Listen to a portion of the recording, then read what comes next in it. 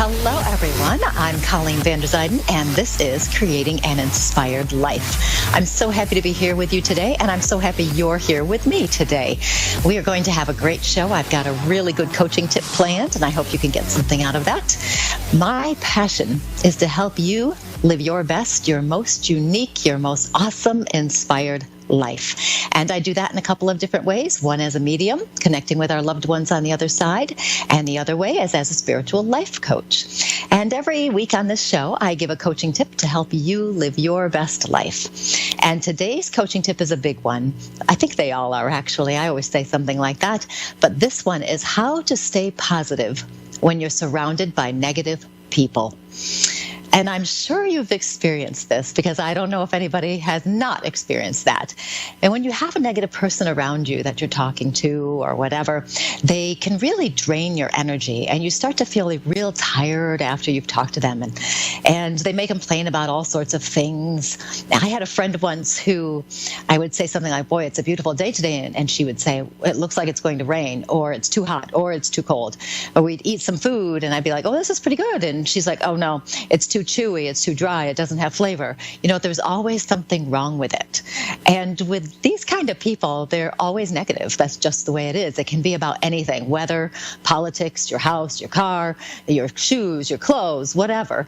And somebody could even say something, and they will also come back with a negative comment. And frequently, these people are also very critical of other people, and they like to point out what's wrong with them. Boy, I'm sure you've experienced this, but boy, do you ever notice how it affects your energy? When these people are so negative, it's really, really draining. But when the energy is directed at us in a critical, bullying way, it's really hard for us to handle, because it starts to beat down on us, and we start to feel badly about ourselves. We start to lose our self-confidence. We start to lose self-esteem. We start to lose joy. And it can be very hard for us to do this. And when I have someone around me like that, I get very tired and I get irritable, and it just ruins your day. These people, they can be friends, colleagues, relatives, family. They can be coworkers, classmates, acquaintances. They're everywhere. They're absolutely everywhere. So what can we do to stop them from affecting us? And the very first thing to do, and this is a very obvious thing, and I'm sure everybody has thought about this, but it's removing your physical proximity to them, just getting away from them as much as you can. Now, this works well for people that you don't see very much, or they're just acquaintances. But for your family, coworkers, colleagues, that kind of thing, it's a little bit harder to get away from them. So what you want to do instead is to limit your time to the absolute minimum you have to do in order to carry on whatever it is, your family life, your work life, whatever it can be. I found that this works very well. And from past experience, I can tell how much time I can put up with somebody. So one person, I know I can barely take an hour, and I'm just like, just want to jump off a bridge or something. Another person, I can make it a couple days before they really start to negatively impact me. And even with this, even with having a time limit on how much time you're going to spend with people who are challenging and difficult, I have to come up with some mental preparation. I have to come up with some kind of protection, especially something that can be there on the days when I'm tired, or the days I'm not as mentally strong. And we all have those days where we don't feel well, or we're just tired. And then somebody says something and it just really ruins our day and how we feel. So I've come up with some ways to develop a stronger habitual energy that you can use within yourself. And you have to make it kind of a habit. So it has to become something you think about pretty regularly, so that you can use these ideas. Once you do this, you'll be able to allow those negative comments to roll off you a little bit more easily. Now, there are two key beliefs that you must be aware of that kind of help as well. And one of them is you don't want to take other people's opinions personally or as a fact. People say things and they think they're speaking the truth, and they may not be. And frequently, if they're negative people, they're probably not speaking the truth. So you have to learn how to separate from them and not take what they say personally or as a fact. The other thing that's very important, the other awareness that you need to have, is that people are the way they are. You can't change them.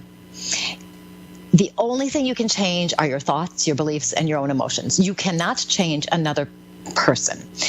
Their problems are not your problems. Their negativity is not your negativity. Their opinions are not your opinions. Now, these people, when you realize that you can't change them, you can accept them for who they are. And if they're mean, critical jerks, then accept them for that. Once you do that, it makes it a little bit easier to handle them. Frequently, these people are insecure and they like to put other people down because it makes them feel as though they're in control. It makes them feel superior. It makes them feel as though they just feel better, I guess, by putting other people down.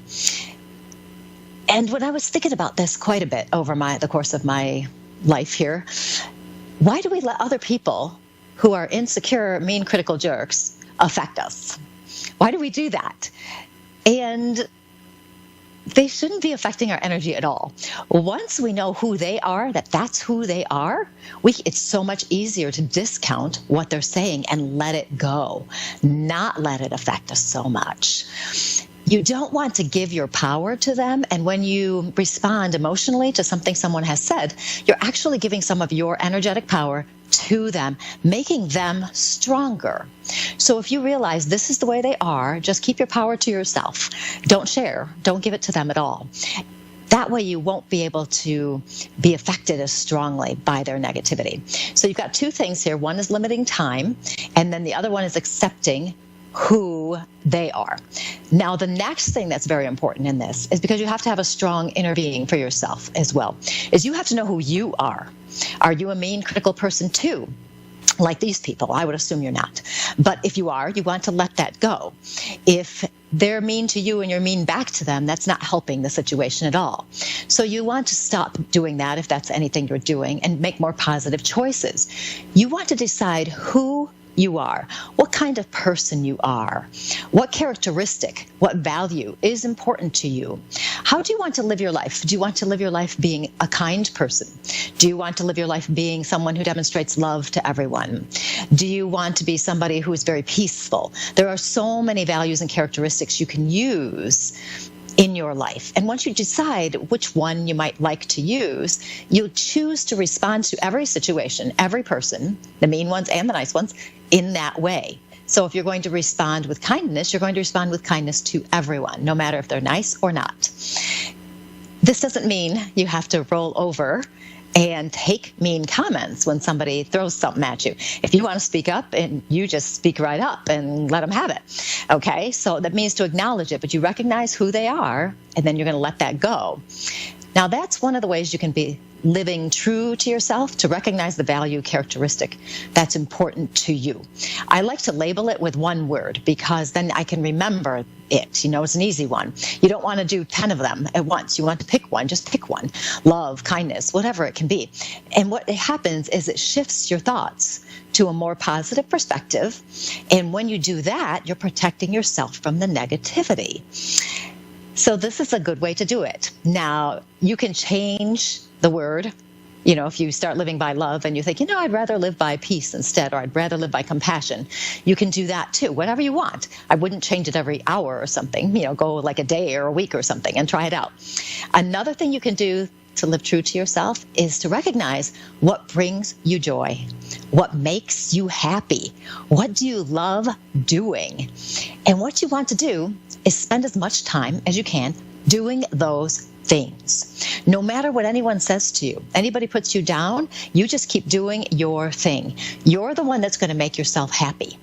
Your opinion is the only opinion that matters. And if you focus on the happy parts, the things that make you happy, if you make choices that move you towards happiness and towards your dream, what you may find out is that your life is so full that you will not have room in your mind or any place else to allow this negativity to get into your life.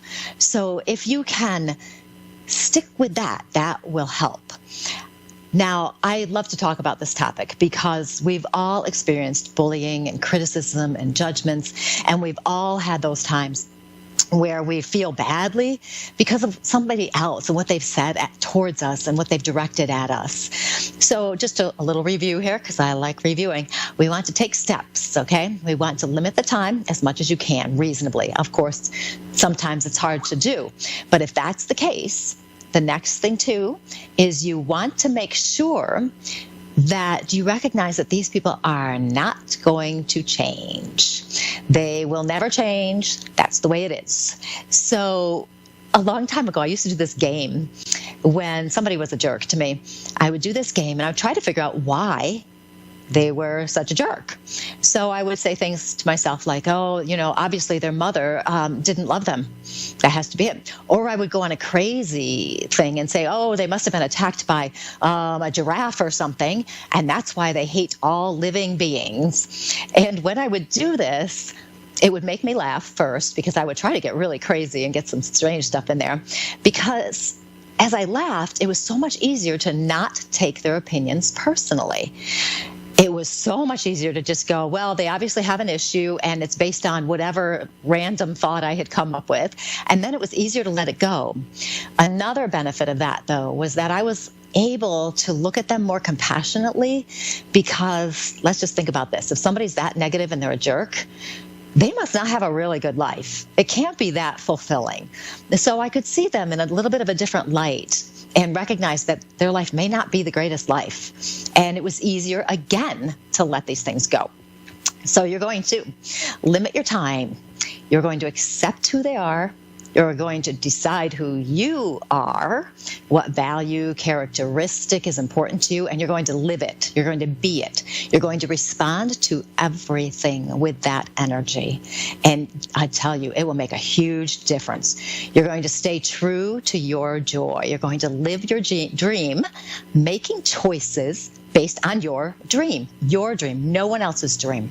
And you're going to end up living your life on your terms, not on someone else's. And that is my coaching tip of the day. And you can find me at psychicmediumcolleen.com. You can also find me on Facebook, Medium Coach Colleen Vanderzijden. And feel free to let me know. I would like to hear your jerk stories, if you have any, about some of the situations you've had. I love to hear these things, because maybe I'll use them for another show. Okay. So we're going to move on for our first caller, who is Rebecca from Florida. Rebecca, how are you today? Hi, I'm good. How are you?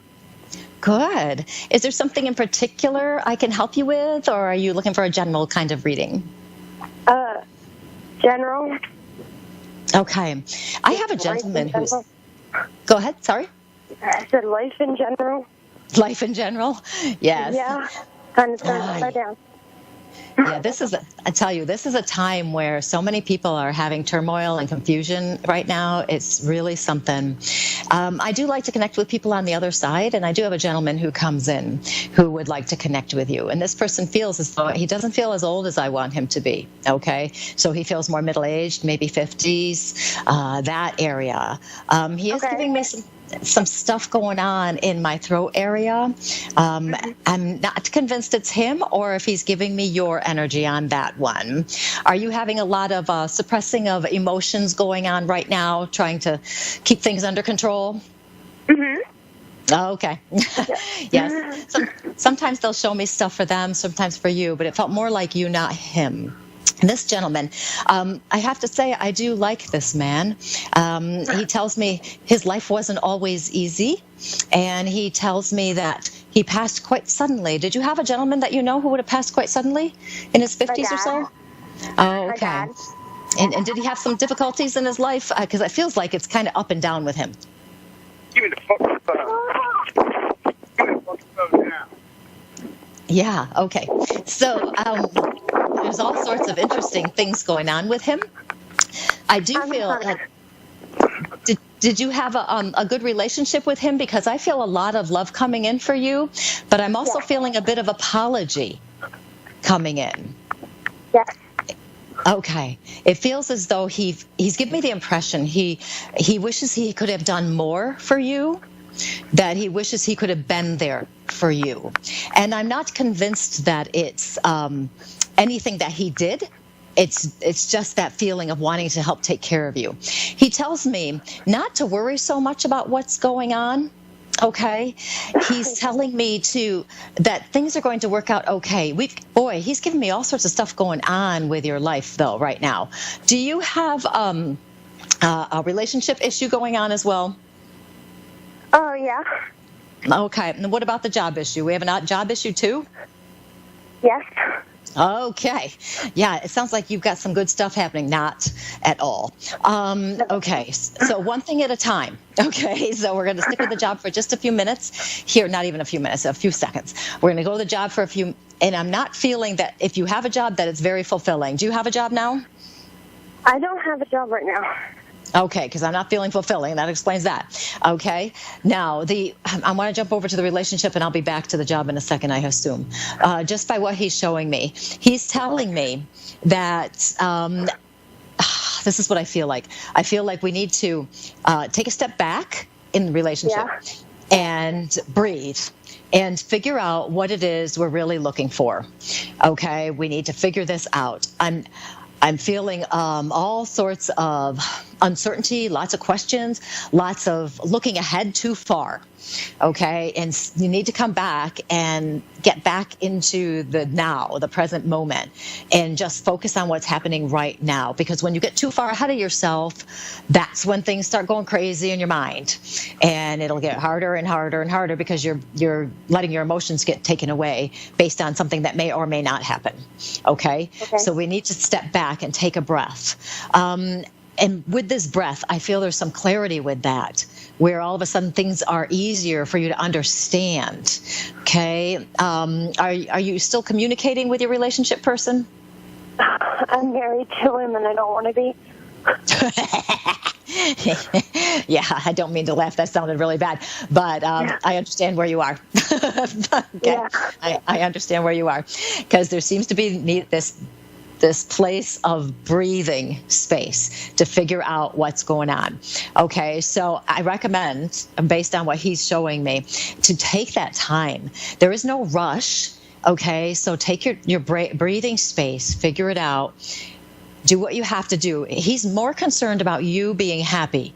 Okay, you don't have to continue doing something, trying to make something work if it's not right for you. Okay, and I'm not telling you what to do, okay? I'm not going to tell you to do anything. But that's what he's telling me. He wants you to do what's going to make you happy, okay? And I think the breathing space will be helpful because it'll give you some time to just, I really have to figure out what I want. He's also talking about you journaling, so I want to make sure I mention that. If you're not writing your thoughts down, make sure you do, because it's really easy to look back and then see, okay, I've written the same thing for 16 weeks. I got to take care of this, and that will help you make decisions on what you have to do to move forward. Now, the job situation, I do want to touch on that before I get to my next caller. The job situation. I do feel you looking for something, okay? I feel a job coming in. It does not feel as though it's the top choice, shall we say. It feels like it will do. It's going to be a job that will do, and that's fine. Take a job that will do, because you need that feeling, you need that security, you need that schedule. Okay, of having that plan. So something will be coming up, okay, and fairly soon, actually, within the next few months, easily, okay? So, goodness me.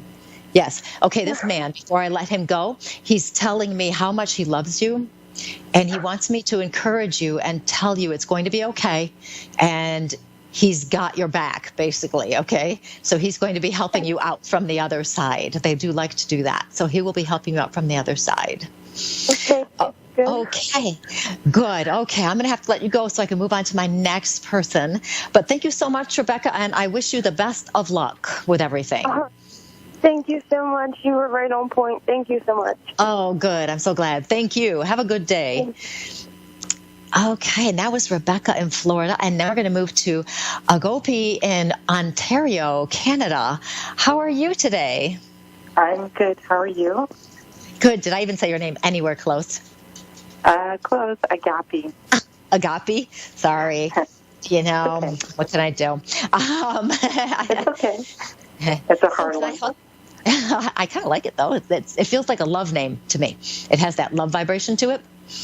Yeah. Now, is there something in particular you're looking for tonight, or just whatever comes in? Well, my uncle just passed away 2 weeks ago, and we weren't talking at that time. It was a shock to the family, so I'm just wondering if there's any messages, and even if it's too early. You know, I've had people come in who had literally just passed, like the day before.